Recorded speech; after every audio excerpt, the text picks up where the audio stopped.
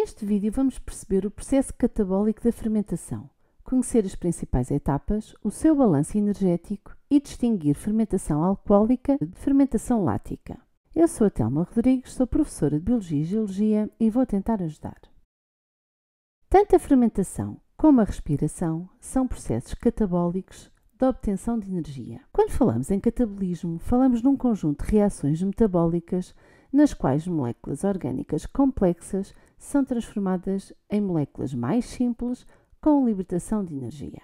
Energia é essa que pode ser utilizada depois pelas células. E o que distingue a fermentação da respiração? Alguns autores dizem erradamente que a respiração ocorre na presença de oxigênio e a fermentação na ausência de oxigênio. Esta distinção está errada, pois podemos ter respiração sem oxigênio, é a respiração anaeróbia, e alguns processos fermentativos podem necessitar de oxigênio, como é o caso da fermentação acética. Então, o que distingue respiração de fermentação? Quando no final do processo a molécula que vai receber os eletrões é uma molécula inorgânica, o processo é a respiração. Quando o acetor final de eletrões é uma molécula orgânica, temos então a fermentação. No caso da respiração, se a molécula acetora final de eletrões for o oxigênio, então denomina-se respiração aeróbia. Tem que obrigatoriamente ocorrer na presença de oxigênio, pois é a molécula que vai receber os eletrões no final do processo. A respiração aeróbia é o processo que ocorre maioritariamente nas nossas células para a obtenção de energia. Se as moléculas acetoras finais de eletrões forem moléculas inorgânicas, como nitratos ou sulfatos, diz-se respiração anaeróbia. Ocorre sem intervenção de oxigênio e é um processo realizado por algumas bactérias. Vimos então que a fermentação é um processo catabólico de obtenção de energia em que o acetor final de eletrões é uma molécula orgânica e podemos ter diferentes tipos de fermentação consoante os seres vivos que a realizam, as enzimas envolvidas e os produtos finais obtidos, como por exemplo a fermentação alcoólica, a fermentação lática, a fermentação acética e a fermentação butírica. As células musculares, quando sujeitas a um exercício físico intenso, podem realizar fermentação lática. Durante uma atividade física muito intensa, quando o oxigênio existente nas células musculares é todo consumido na respiração aeróbia, estas células utilizam a fermentação lática como alternativa para continuar a produzir energia rapidamente. A acumulação de ácido lático nas fibras musculares pode causar fadiga e sensação de dor após exercícios intensos. Esta fadiga muscular pode provocar ainda um desequilíbrio na regulação da contração e relaxamento dos músculos pelo sistema nervoso, o que pode levar ao aparecimento de queimbras.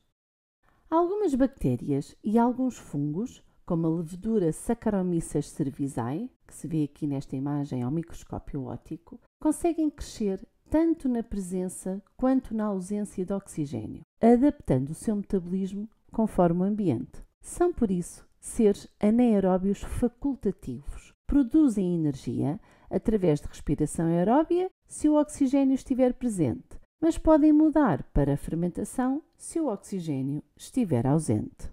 Vamos ver agora as etapas da fermentação. A fermentação inicia-se com o desdobramento incompleto da glicose, que é convertida em ácido pirúvico. Como se designa esta etapa da fermentação? Glicólise. É a lise, a quebra, da molécula de glicose de 6 carbonos em 2 moléculas de ácido pirúvico ou piruvato de 3 carbonos cada. Para que tal aconteça, a glicose é fosforilada 2 vezes, consumindo 2 moléculas de ATP para se tornar mais reativa.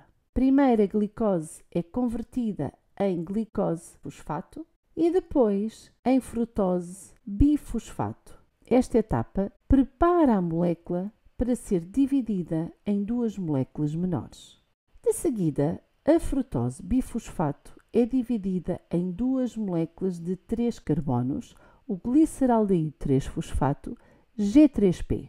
Cada molécula de G3P passa por uma série de reações que geram energia. Durante essas reações, 2 moléculas de NAD+, são reduzidas a NADH e 4 moléculas de ATP são produzidas. 2 moléculas de ATP por cada G3P. O produto final da glicólise são duas moléculas de ácido pirúvico. Como a formação do ATP ocorre por transferência de um grupo de fosfato de um intermediário metabólico para uma molécula de ADP, diz-se que ocorreu fosforilação ao nível do substrato. O NAD+, é um transportador de eletrões IH+, que ao ser reduzido, isto é, recebe eletrões e passa a NADH, oxidando o substrato. Por isso se diz que na glicólise ocorre oxidação parcial da glicose. Vendo o processo geral da glicólise, podemos separar a fase de ativação, onde são gastos 2 ATPs para ativar a glicose de forma a prepará-la para que possa ser dividida em duas moléculas menores. De seguida, na fase de rendimento, ocorre a formação de 4 moléculas de ATP e a redução de 2 moléculas de NAD+, a NADH. Quantas moléculas de ATP foram gastas para ativar a glicose? Foram 2. E quantas moléculas se formaram na fase de rendimento? 4. Então, o balanço energético será de 2 ATPs.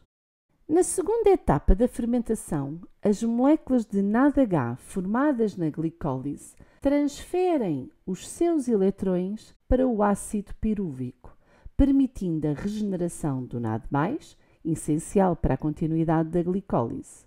O ácido pirúvico, ao receber os eletrões, fica reduzido. Como tínhamos 2 moléculas de ácido pirúvico, esta reação vai acontecer 2 vezes por cada molécula de glicose. Como se designa esta etapa da fermentação? Redução do ácido pirúvico. Nesta etapa da fermentação já não se produz mais ATPs, sendo o balanço energético final da fermentação os 2 ATPs formados na glicólise. Nesta etapa, podem formar-se diferentes compostos, tendo em conta as reações que ocorrem para além da redução do ácido pirúvico e variam consoante os seres vivos que a realizam e as enzimas utilizadas. Vamos ver o que acontece na fermentação lática, processo que ocorre em certos micro-organismos, como os lactobacilos, podendo ser utilizado na produção de derivados do leite. Vimos que também pode ocorrer em células musculares humanas durante exercícios intensos. Na fermentação lática, após a glicólise, o ácido pirúvico é reduzido por ação da enzima lactato-desidrogenase, que catalisa a transferência dos eletrões das moléculas de NADH formadas na glicólise para as moléculas de ácido pirúvico, convertendo-as em ácido lático. Esta reação regenera o NAD+, que é essencial para continuar a ocorrer glicólise na célula. Na fermentação alcoólica, é um processo realizado principalmente por leveduras, como a Saccharomyces cerevisiae, que convertem a glicose em energia com a produção de etanol, álcool etílico e dióxido de carbono. Este processo é amplamente utilizado na produção de bebidas alcoólicas, como o vinho e a cerveja, e pão, onde o CO2 produzido ajuda a massa a crescer. Na fermentação alcoólica, após a glicólise, o ácido pirúvico é descarboxilado pela enzima descarboxilase, sendo convertido em acetaldeído composto com 2 carbonos. Ocorre a libertação de dióxido de carbono.